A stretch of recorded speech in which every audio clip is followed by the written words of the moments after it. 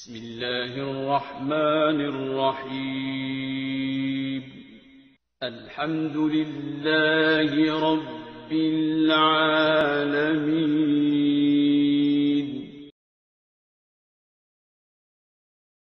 بسم الله الرحمن الرحيم نحمد ونصلي على رسول الكريم أعوذ بالله من الشيطان الرجيم بسم الله الرحمن الرحيم ومن الناس من يقول آمنا بالله وباليوم الآخر وما هم بمؤمنين صدق الله العظيم. Dear brothers and sisters, friends and youth and children, Assalamu alaikum wa rahmatullahi wa barakatuhu. We are trying to understand Qur'an. So I am not a teacher, I am a student of Qur'an. So you should also be the students of Qur'an. So the best way of studying Qur'an is, when you watch this program, you take out the Qur'an, go through the ayats with me, Arabic and the English translation or whatever the translation you have got. If you have prepared a bit, study bit before, so I will go by hopefully one paragraph at a session, like one small episode will be like one ruku or ain. But inshallah I will hint where we are, and if you follow with the text of your own Quran with you, then inshallah it will be very easy. So I have recited ayat number 8, which is written in the circle after the Arabic, and in English or other translation it will be in the beginning. So what is it? That circle, if you find at the end of an Arabic writing, that is the end of an ayat. Now what is an ayat? Ayat is a sentence of Quran. I would not translate as verse, because Quran is not verse, it is not poetry. It is not ordinary prose, it is a superfluous prose, very beautiful prose, which has a poetic kind of touch, you can say, but it is not poetry. And poetry was not taught to the Holy Prophet, and he did not go into poetry. So Quran is not poetry. Some people have tried to make it look like poetry and say, well, Surah Ar-Rahman rhymes at the end, it is like a poetry, but that is not so, because Quran categorically denies that وَمَا عَلَّمْنَاهُ الشِّعْرَ وَمَا يَنبَغِي لَهُ. We have not taught you share poetry, and it is not befitting you. So Quran is not poetry at all. However, the language is so impressive, it goes, even if you do not understand, it goes to the heart. Now Allah subhanahu wa ta'ala has said in this ayah that among the people there are people who say they believe in Allah and the day of judgment. Yawm al-Akhir means the last day. So what is the last day? This world ends. We end at our death, the world will end at its death. So the universe will end. This universe, this setup of the universe will end one day. And now science has ample proof that the big crunch will also come. There was a big bang and then a big crunch. But we do not depend on science to prove Quran, because when Quran said this and when it was revealed, at that time there was no scientific inventions, and these theories and discoveries were not there, and it was ordinary people in the desert, Bedouin, and the city people, Arabs and non-Arabs, African and Romans, who were in around the Holy Prophet ﷺ in Makkah and Medina. They could understand it. So very simple, that Quran is telling about a day which will be the last day. The last day of existence of this universe. The last day is comprised of two phases, like end of the world, which is doomsday, that will be the end, and there is no day, that is really death of the universe, that is night. And then the first day, that is Yawm al-Akhir, that is the last day, a day of 50,000 years, which will be the day of judgment. And after that you go to heaven, you live, heaven is forever, and then hell. Those people who are destined for hell forever, they will live in hell forever. Those who will be taken out because of their faith, then they will go to Jannah, the heaven, the paradise, and they will not go back to hell. So the people from hell will be taken out to go to heaven, but people from heaven will not go back to hell. But there is a middle path as well, Araf, which we can go into detail later on. But here what Allah subhanahu wa ta'ala is mentioning of the people who believe in Allah, or say they believe in Allah and they believe in the last day. So when Allah mentions the last day, that means the whole process of the last day, the whole process of judgment.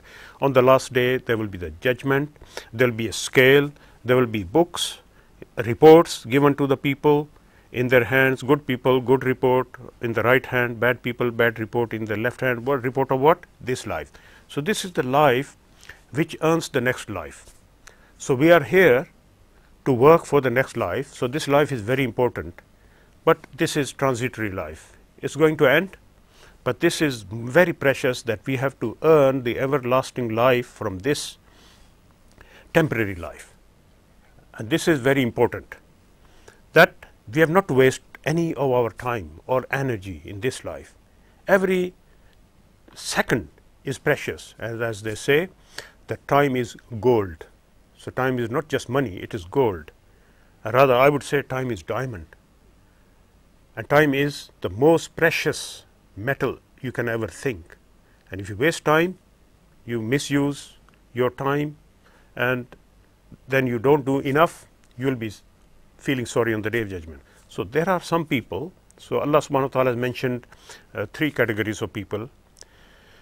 In the beginning, when Surah Fatiha we started, we asked, Allah taught us how to ask, Ihdina as-siratal mustaqim, Ya Allah, guide us to the straight path. Now that straight path is explained here, that people who go on the straight path, they are called muttaqeen, or the pious people who have faith and action, who believe in Allah, believe in the books. And because the categories of the believers are two, some people who were mushrikeen in the time of the Holy Prophet, they were polytheists.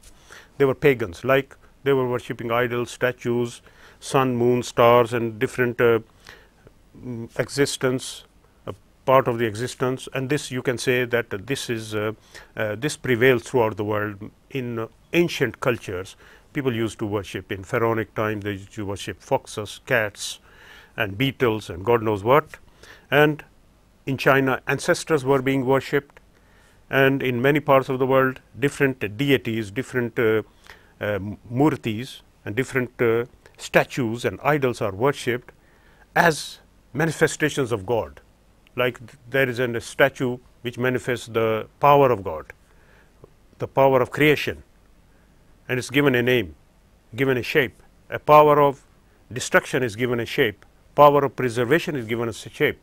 So basically they say we believe in one God, but then these powers are split into different manifestations, and they are made into objects and statues, and they are worshipped. So this is, in short, we can say polytheism, believing in many gods or worshipping many gods, or paganism, just believing and worshipping trees, stars, tigers, animals, insects, snakes, and others. So there were such people there in Arabia who worshipped anything.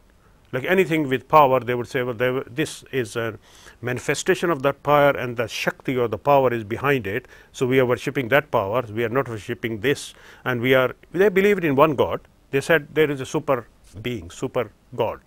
And still there are people who worship different aspects of gods, Brahma, Vishnu, Shiva, and others, and Kali Devi, and many other things. They also say, well, there is a Param Atma, there is a supreme Ruh, supreme Atma, supreme spirit. So super spirit they believe in, and they call him Jagdish, they call him Parmeshwar, they call him Andata, they call him different names, Uparwala. They believe in one God. And the mushrikeen in Makkah, they also believed in one God. They called him Allah anyway. And they had also a female like Allat. They had holy people who were worshipped by different names, and some angels were worshipped, and they gave them feminine names. So angels are neither feminine nor masculine. They are beings created of light. They are not like human beings reproducing other angels. They are created by the power of Allah, and then they might be demised by the power of Allah. So they don't have relationship like us human beings and jinns have, and the animals have. So people used to worship this one category, mushrikeen. We call them polytheists, mushrikeen, who believe in many gods or worship many gods. They believe in one God plus other gods.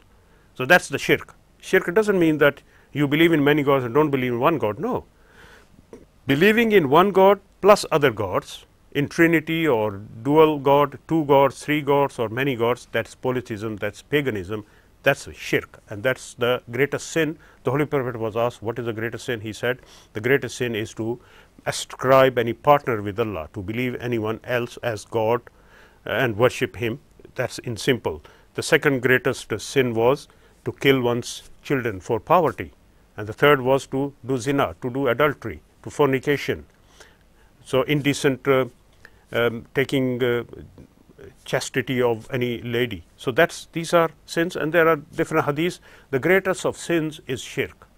So Allah subhanahu wa ta'ala has told us in Qur'an, stressed that to ascribe any partner, to call anyone for help other than Allah, to call and pray and call for help with Allah or without Allah, this is all shirk. So call Allah only for help and pray to him, make dua from him, ask him for help, and worship him alone. There are his rights, so give him his rights. So this is tawheed, and the opposite is shirk. Shirk means to make many partners of Allah. One partner or two or three. So they were mushrikeen.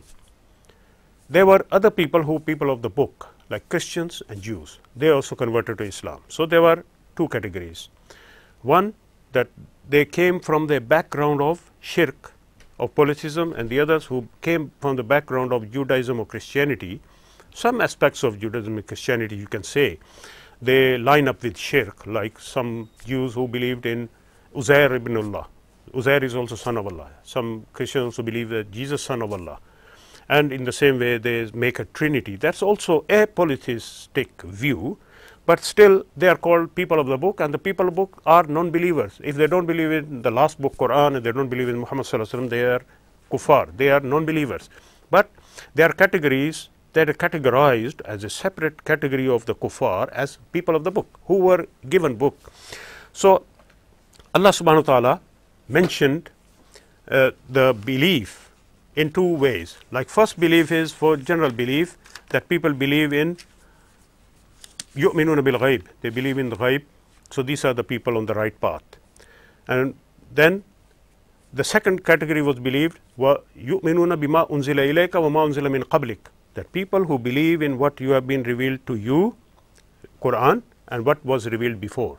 So these are the people of the book. So two categories: mushrikeen, if they believe in Allah and whatever the Holy Prophet has mentioned as ghaib, as hidden, as not seen, and he says it, they believe because of his authority. That's yu'minuna bil ghaib. And then yuqimuna as-salata wa mimma razaqnahum yunfiqun. So the beliefs are mentioned as like mainly three: believe in Allah, believe in the books, believe in the prophets, and angels also come with it. So four beliefs, you can say. Two main actions of Islam. First is prayer, the 5 daily prayer, the ritual prayer, salat. And salat is meeting with Allah, communication with Allah, talking with Allah, having a sharing dialogue with Allah subhanahu wa ta'ala on a daily basis. And the second action is zakat, to have relationship with people by giving, charity and alms, and zakat and sadaqat, they all come in. So these actions are all actions of believers. So whatever the background they come from, mushrik or Ahlul Kitab, then they should accept Muhammad sallallahu alaihi wasallam as the authority and become muttaqeen, God worshipping, God fearing, disciplined people, pious people, who are then here meant to get guidance, receive guidance from Qur'an. Now Allah subhanahu wa ta'ala second mentioned that those people who reject outright, and as I mentioned, this is a particular group in Medina who rejected the Holy Prophet, and Allah told the Holy Prophet, even if you warn them or not, means you give them the a sense of the danger coming forth to them. It's like warning. Warning is not threatening. When the Holy Prophet sallallahu alaihi wasallam and other prophets are mentioned as Nazir, what does Nazir mean? There are two categories or two attributes of prophets mentioned: Bashir and Nazir. Bashir means giving good tidings. So the Bible is also mentioned, or the Gospels are mentioned as good news. So this actually was the work of all the prophets: good news, giving good news. What good news? To the believers, to the people who do good things, they will get good reward. So their good is not wasted. They are given encouragement. Well, you will be rewarded for that. That's basharat. basharat of the hereafter, success in the hereafter, of Jannat, of good reward in this life as well, of happiness, of pleasure of Allah. All this is basharat. Then nadharat.